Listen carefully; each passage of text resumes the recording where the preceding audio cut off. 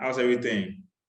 Oh man, like I said, we are still alive, so we just give glory to God.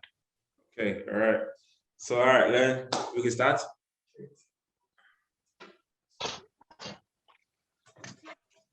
Okay.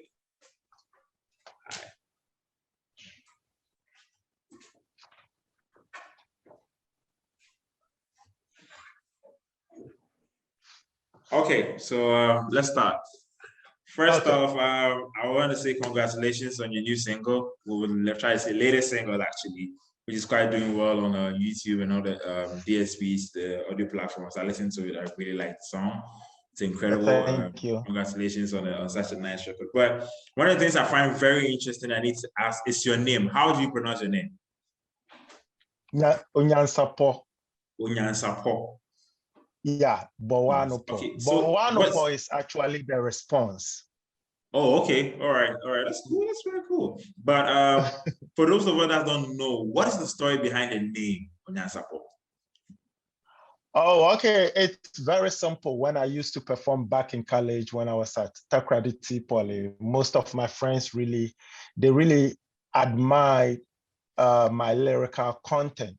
And they always said, man, you speak so much wisdom. You speak with a lot of wisdom. And they started calling me Onyansapow. So they would shout Onyansapow and I'll say, hey, Bowanopo. So we just created the scenario where maybe the Onyansapow is not really the wisdom nut like everybody knows, but the Onyansapow is the wisdom forest because in Fante, a paw is forest. So wisdom forest, when you come into the wisdom forest, there is more wisdom in listening than speaking. Absolutely. So you keep quiet. So that is the Bowanopo. So when people shout, hey, Onyansapow, we say Bowanopo. That means just keep quiet and listen to the music. Okay. That's it. All right. Yeah. Okay, now that's a very interesting story behind the name. But was that the first name you thought of as was that the first name you actually wanted to use as an entertainer? Or you had a different name? Actually, yeah, I get a question. The first name was just Onyansapow. Okay. I was the first person who started using the name Onyansapow. Then at a certain level, we realized everybody else was using Onyansapow for so many different products, like Onyansapow series, books, Onyansapow this, Onyansapow that. And then the team decided, no, we don't want anything interfering with our identity. And sometimes I have people call me, hey, are you the guy in charge of those books? Are you the editor? And I'm like, no, I have nothing to do with books. So that's why we decided to make it Onyansapow Bowanopo. That not losing the fan base and still trying to change, differentiate the showbiz from the other pro.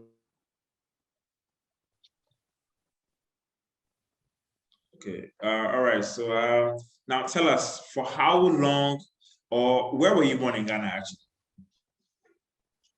Actually, I was born in Accra. My mom and dad lived in Accra.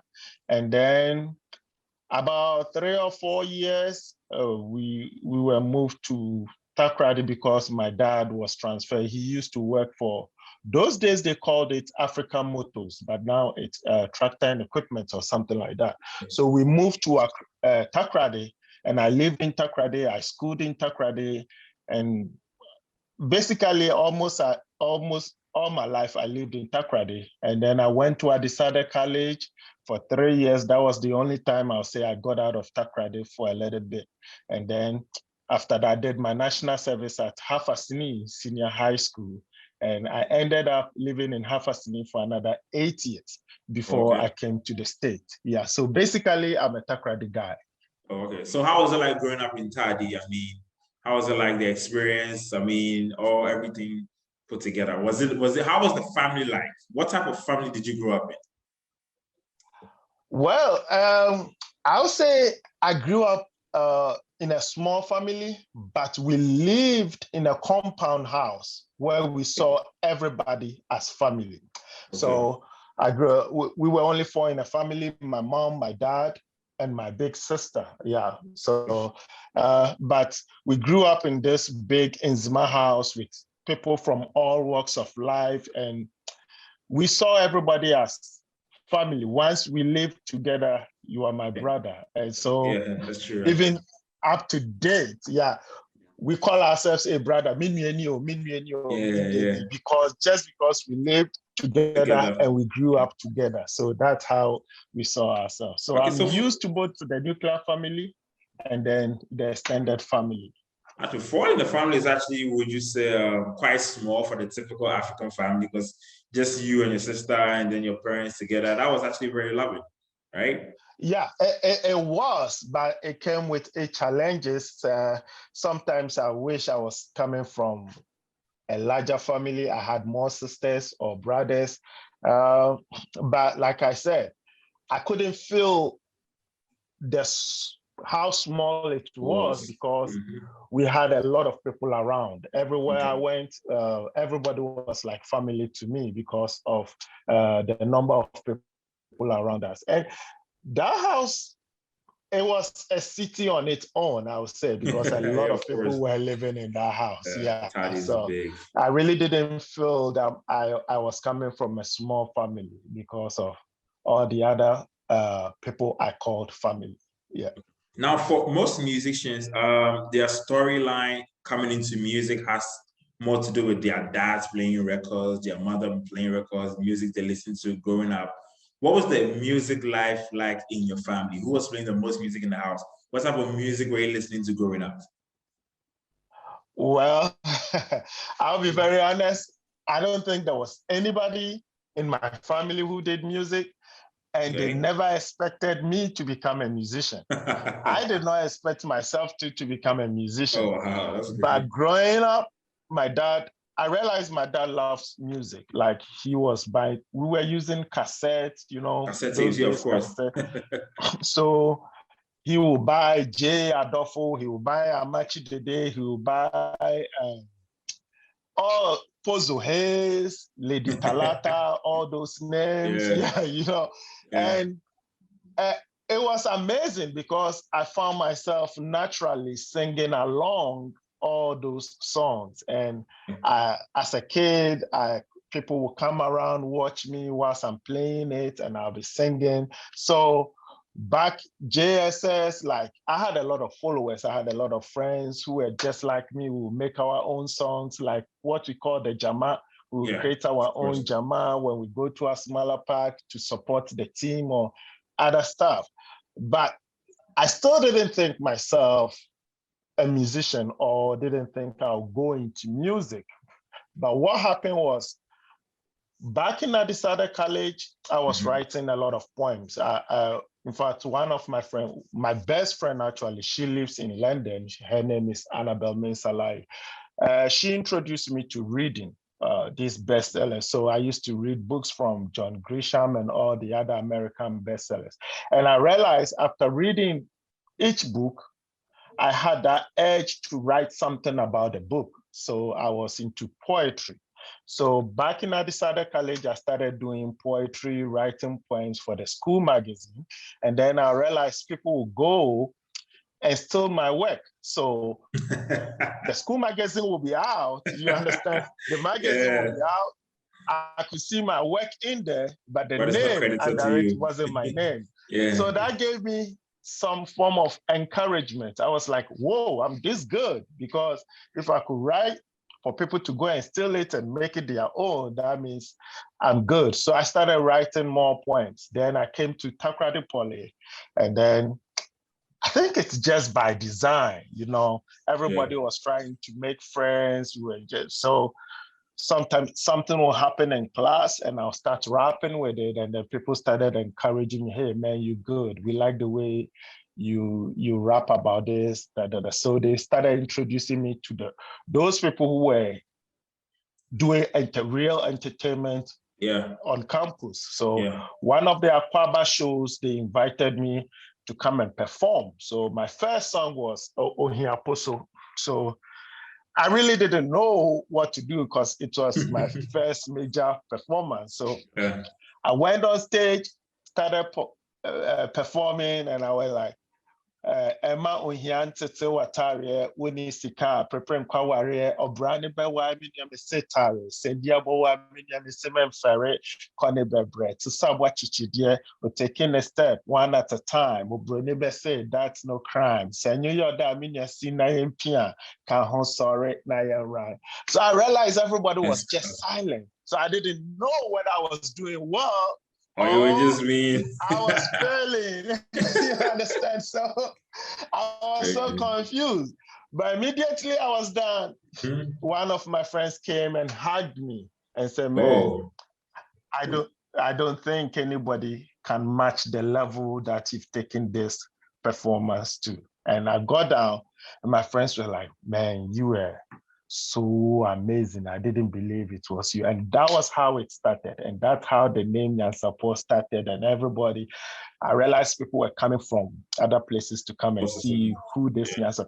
And to tell you the truth, Castro, you know Castro, right? Of course. Who doesn't know the legendary? Yeah, sure. That was how I met Castro. He came all the way to look for me.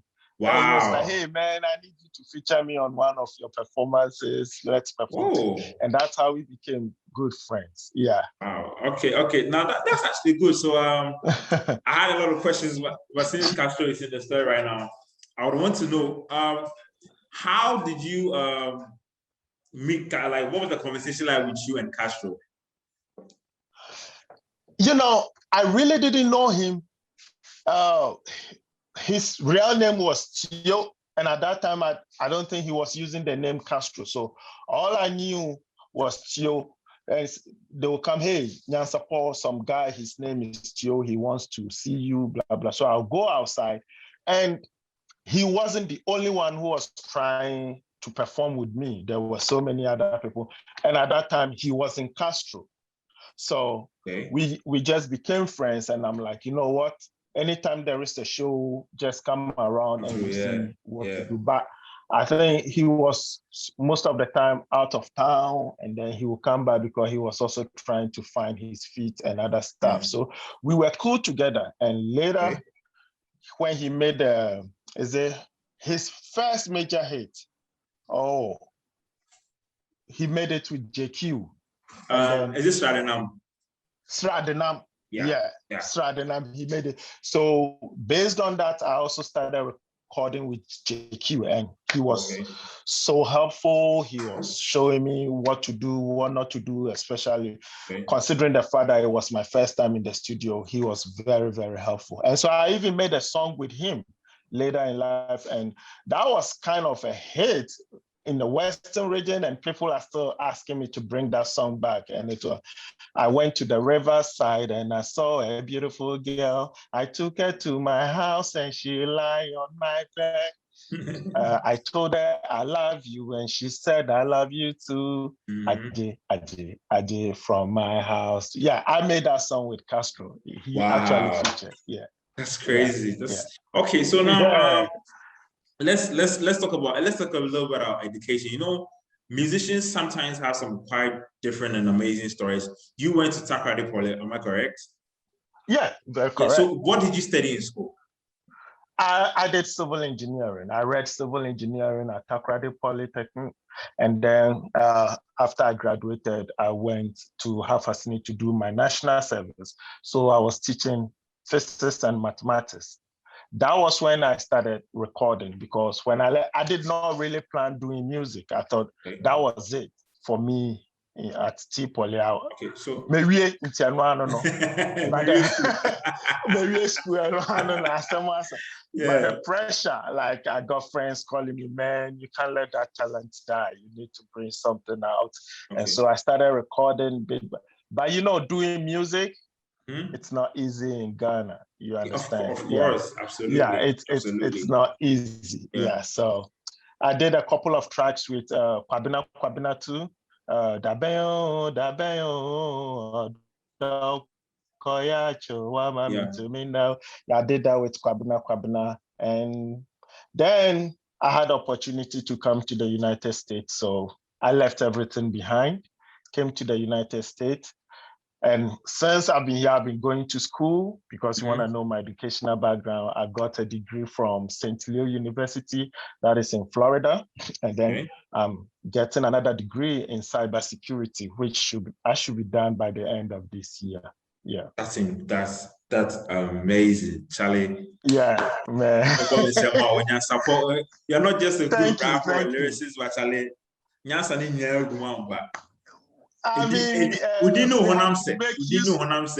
to make use of the opportunity. You don't know tomorrow, you understand? So you just have to make sure that you position yourself very well. We've talked a lot about how you grew up, I mean, what you studied, how you've met the legendary Castro, worked with one of the greatest producers of all time, JQ and everything. Now, let's now talk about the real deal, your music. Okay. What was the first, do you remember the first music you wrote? And what was the inspiration behind that first song you wrote?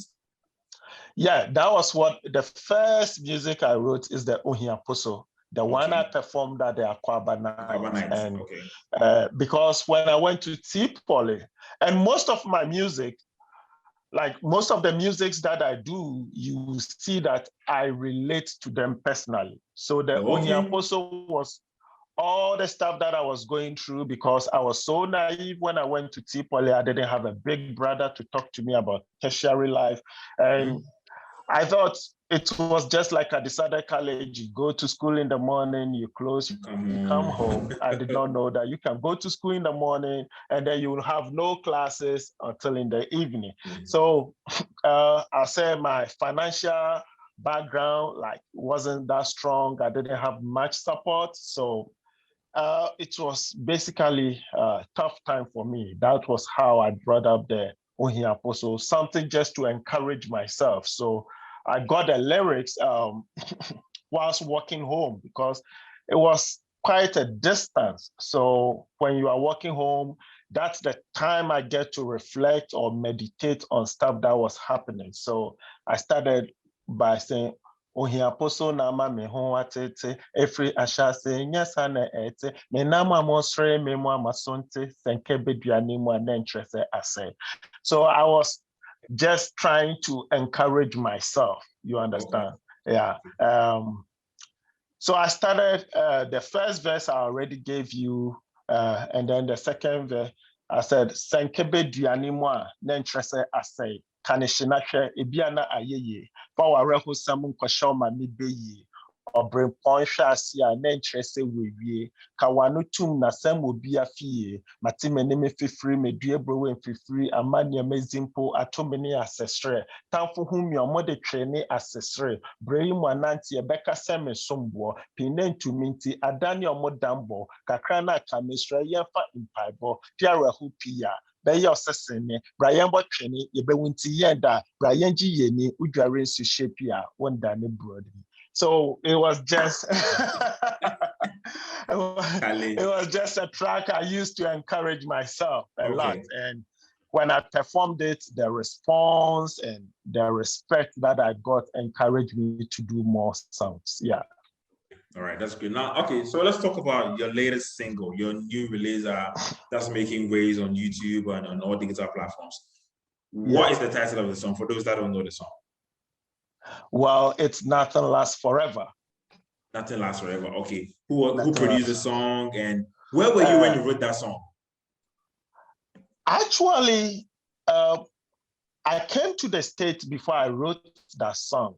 But it was upon me reflecting on stuff that happened to me when I lived in Hafasini, when I was a teacher in Hafasini, all the life experiences that I got from there, that inspired me to come out with Nothing Lasts Forever, because I look at myself now, I wouldn't say I'm successful, I wouldn't say I'm rich, but compared to where I'm coming from, I'll say I'm very comfortable. And now, and it gave me the thought that, you know what, in this life, nothing lasts forever. So I should also not look down upon others because they might be in a certain situation, it's just for that moment. So that's why I made the song, Nothing Lasts Forever. Yeah. Now, most of your music, I can tell, are stuff that you were going through that you wanted to put out there verbally. Was this one also inspired by the same story? Yeah. Like every single line, the music was inspired by whatever I went through in Hafasini. So you could see me say, Manyimpa beye biara nyimpa beka, manyimpa beke bia so nyimpa befa, nyimpa nua ni nyimpa, nanso nyimpa mpede ni nyanko nyimpa, bebo ni nyanko nyimpa zimpapa. Because when I was in Hafasini, I was a teacher, and at a point in time, the student liked me because of the way I was helping them with their classes and other stuff. And you realize that people will hate you because people like you. Of course. You understand? Yeah. And no matter what you do, people will try to, because of their feelings, the way they feel towards you, no matter how positive it is, they will try to attach some negativity to it. Yeah. So that was what made me come out with Nothing Lasts Forever. Okay. Yeah. All right. Now, tell us, who directed the video? Who produced the song? The song was produced by Master Gazi. I think you know about him. He's one of the biggest. In Ghana. And then the video was directed by Skyweb. Oh, okay. He's mostly into gospel videos, so he really had to listen to this song before saying, yes, I'll do it for you. Idea. Yeah. Okay, now, were you in Ghana when the video was made, or you did it in Florida? No, I shot the video in Ghana, but I trusted him, so I just left everything for him. So I was here when he sent everything to me, and it looked awesome. So I was like, hey, this is a good video. And the reviews I'm getting on YouTube, and it's been less than 3 weeks, I think, almost 3 weeks, and we already have over 10K views, which to me is a big plus, considering the fact that this is my first major video on YouTube. Okay, now that's good. Now, when was the last time you were in Ghana? I left Ghana, I think, ending of February. Oh, okay. This year, ending of February this year. Yeah. Okay, so then I come to Ghana a lot. Almost every year I come to Ghana. Almost every year I come to Ghana. Yeah. Now, one of the things I have to give you is the video is very amazing. It's colorful. It's brilliant. First time I saw the video, I was like, whoa. Okay, so as I was saying, the video is incredible. I have to give you that. The video is amazing. It's colorful. It's incredible. Thank you. I just have to give it to you for that one. The guy did an amazing. I'm surprised he's someone who shoots gospel music videos. So coming up with this idea is very amazing. Now, one of the things it wasn't easy because first I wasn't getting his concept, but I think I watched a couple of videos that he has done. So that really helped me to calm down and to believe that he knows what he's doing. So at the end of the day, it came out perfect. So I give it, for the video, I give him the credit. I give Skyweb the credit. Because it's being played on TV. And another thing too, you're not in Ghana, but your songs are on like major radio stations. Everyone radio stations. How are you doing it over in Florida? Well, I'll say, thank you to God and the good people that I met, like Muse Africa. And I mean, you guys gave me a lot of tips as to what to do. And then you are helping me a lot out there. And I'm somebody who, like, I want to be trusted. So I also trust people. So, hey, I listen to people, I listen to advice. So that is what is working for me right now. And I was on Facebook when somebody just contacted me from Nigeria and said, hey, we like your video. We like to show it on our network. We need permission from you. I'm like, okay, go ahead. That's great. And they are showing it. So I think, like the fantasy as a panoton. So the quality of the music and the quality of the video is really helping it break boundaries. Yeah. Okay. Now with this one making major waves, you know how sometimes musicians, you guys, because one song will be a hit, you bet 3 months that could from by. Is there another major release coming in from you, or we have to soak this song down really well before we get another one? I don't want to sound boastful, but Okay. right now making music is not a problem for me because when I was away,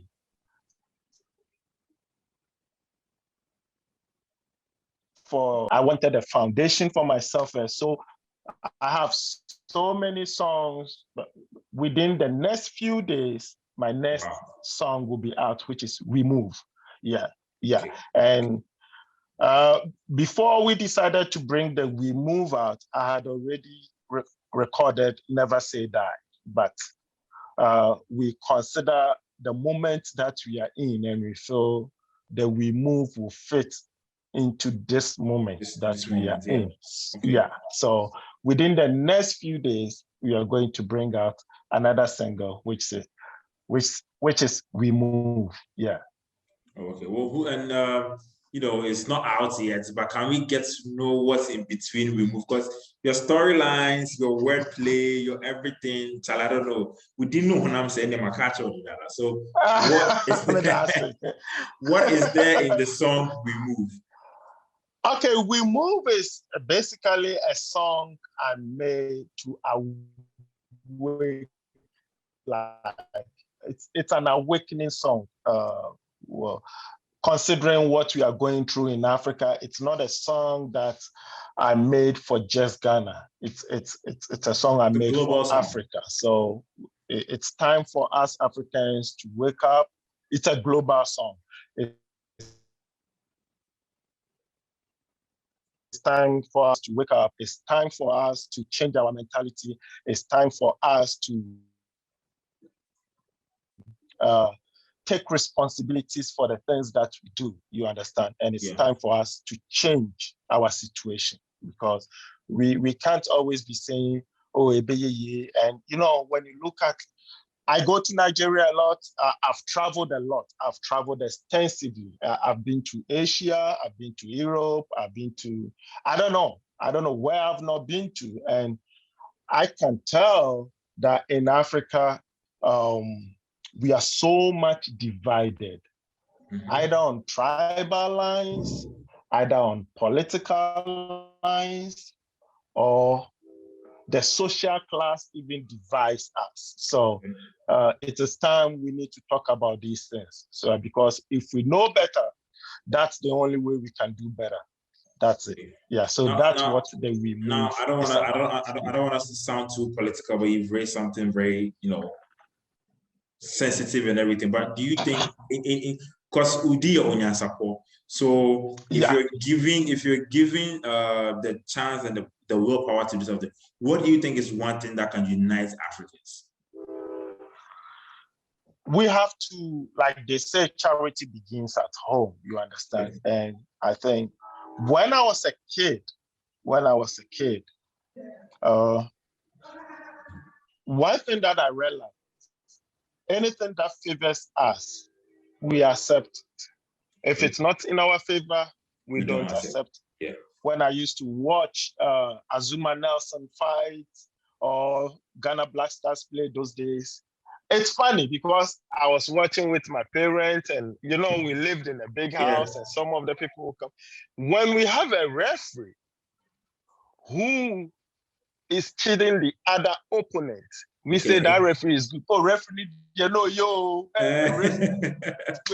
papa. And that's the mentality we've grown up with. You understand? So we have to start building a culture of acceptance, a culture of truth in Africa. That's the only way we can come together as a people. And me traveling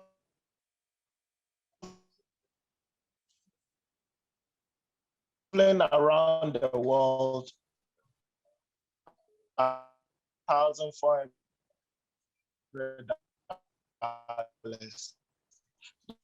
So it's a COVID era. We know things are tough for other people. We've checked your credit. We know you are responsible. So we are sending you this $1,400. If you need it, use it and pay it over 1 month. I don't think banks in Ghana can do that, or banks in Africa can do that.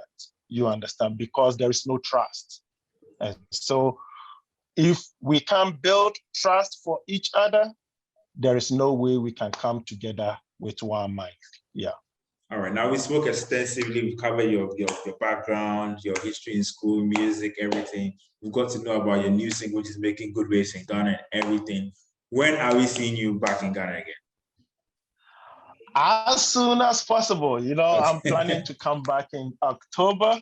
Okay. Yeah, but I need to finish some classes. I'm left with about 24 credit hours to be done with my cybersecurity classes. So hopefully I'm done, or I get some leeway, and then I'll write. Wow, yeah, my soul is at home when I'm in Ghana, so I love coming to Ghana a lot. Okay, yeah. All right. So thank you so much for taking time off your busy schedule to talk to us. It's been so amazing talking to you, and I honestly can't wait to meet you in person so we can have a proper one-on-one sit down and talk more about you and the amazing music that you're putting out there. And I have to say big congratulations to you and everything that you do. Oh, thank you. And thank you to Muse Africa, your crew, and everybody for reaching out to me. This is really a pleasure. Yeah, I really appreciate it so much. And I wish you guys all the best. Keep breaking the glass ceiling, man. Thank you. All right. So enjoy the rest of your day, and then hope to see you soon.